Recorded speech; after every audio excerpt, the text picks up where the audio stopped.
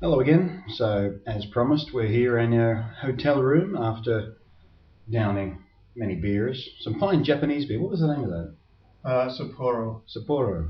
from Hokkaido. Yeah, if you can get Sapporo Japanese beer, it's not bad. Anyway, so we've had a bit more time to consider our verdict of Cloverfield. Is it Blair Witch with a great big monster? Not so much. No. People are going to make obvious comparisons to Blair Witch just because the whole thing is shot with a handycam. And it is all from one handycam, so it's just following one group of people around with the one handycam, and you know, there's obvious edits where the camera gets turned off at points, so they didn't have to film the entire movie in one shot. It doesn't have a lot of feet running. No. You get those people who turn the camera on. There's maybe 2 scenes of that. Yeah. But no, it's not Blair Witch with a monster. It is. It's one of those movies that I find really hard to review, basically, because it's quite different to everything I've seen on screen before. It's a survivor story. It's basically you're following these group of kids who are at a party saying goodbye to their friend who was off to Japan for work and stuff, and then crap starts going down and the monster starts destroying the city. You don't really get a really good look at the monster throughout the film.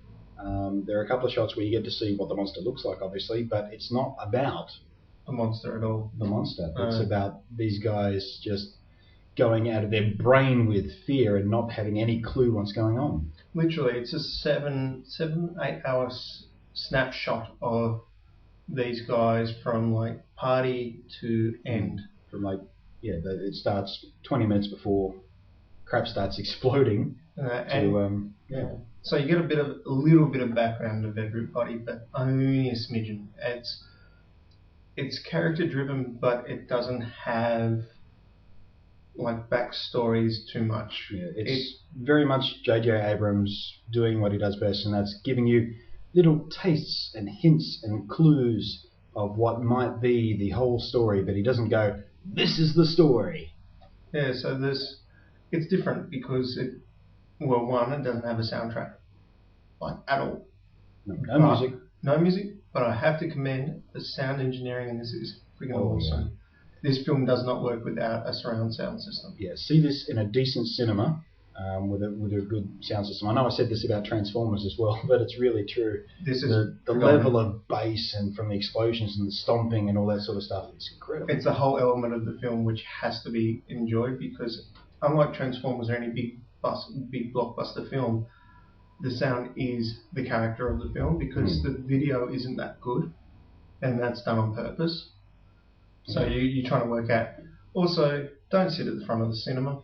No. When we saw Alien vs Predator Requiem, and you can catch the review on that on coolshot.net, free plug, we got a 2-minute preview of Cloverfield, and we were sitting right in the front of the cinema in a CMAX cinema, so a huge screen. Yep. And it literally made my eyes hurt. I had to look away from the Cloverfield trailer.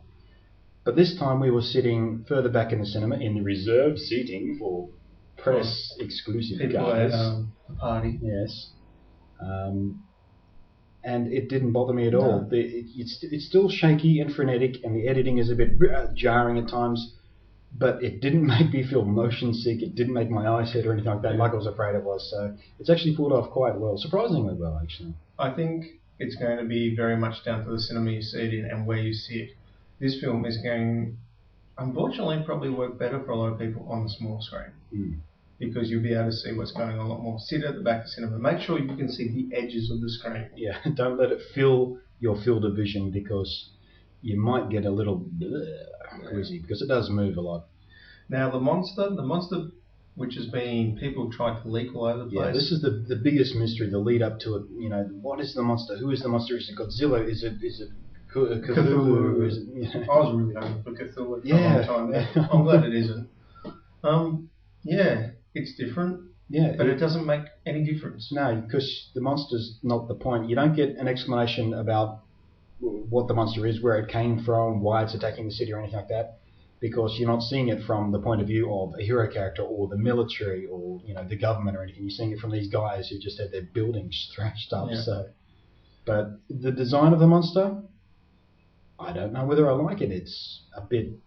It's bizarre. It's a bit different. It's a sort of a mix between a crocodile and a pterodactyl without wings and a monkey, and strange.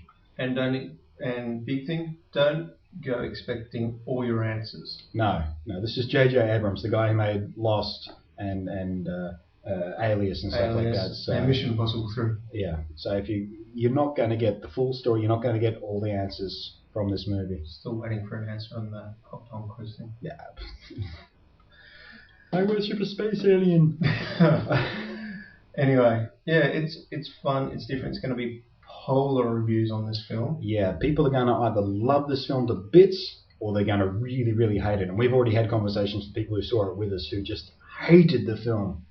Others which really liked it. Yeah, and we've gotten messages from other people who saw it up in Sydney saying they loved it to bits. So it's going to be an interesting one to watch the reviews coming in. We're going to give it the full review treatment with the whole Cool Shite team on the next Probably episode. with a lot more spoilers. With a lot more spoilers, and we'll have footage from the movie and hopefully some interviews and stuff like that, clips, on the next Cool Shite TV, which will be probably a week or two away.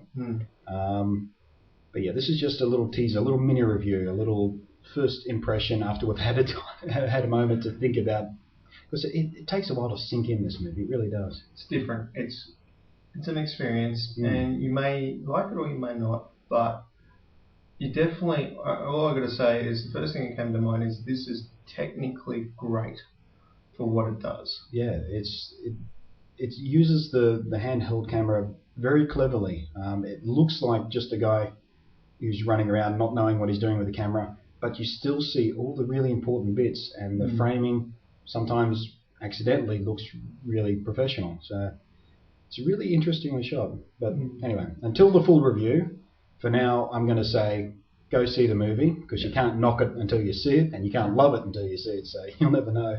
But go see it, I think. And if you're anybody who gets into like writing fan fiction or trying to make up conspiracies or anything to that nature, you know, who really gets onto the fan bandwagon, who goes the next degree. Yeah, if you've spent more than an hour on some sort of lost fan site, then you're going to love this, because if you're into Cloverfield beforehand, if you love this film, you're going to be into it even more afterwards. So yeah, check it out. Nothing else? No, Nothing else. It's cool. Catch you next time.